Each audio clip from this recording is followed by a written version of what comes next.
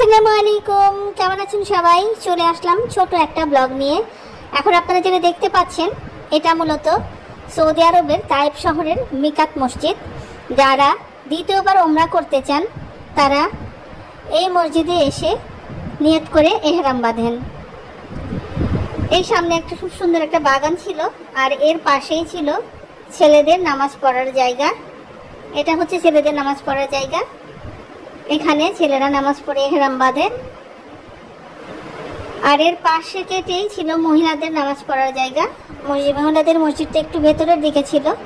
এই যে আমরা সবার সাথে যাচ্ছিলাম ভেতরে নামাজ পড়ার জন্য। যে চলে এসেছি এখানে এসে আমি আসর নামাজ আদায় করেছিলাম, এবং আসর নামাজ পড়ার পর আমি দ্বিতীয়বার উমরা নিয়ত করেছিলাম, এবং এখানে আমি 2 রাকাত সুন্নত নামাজ আদায় করেছিলাম। এই মসজিদটা ছোট হলেও খুব সুন্দর, ভালো লেগেছিল। যতটুকু সময় ছিলাম অনেক শান্তি ফিল করছিলাম। নামাজ শেষে এই যে চলে যাচ্ছি। তো আজ এই পর্যন্তই। সবাই ভালো থাকবেন, সুস্থ থাকবেন। আল্লাহ হাফেজ।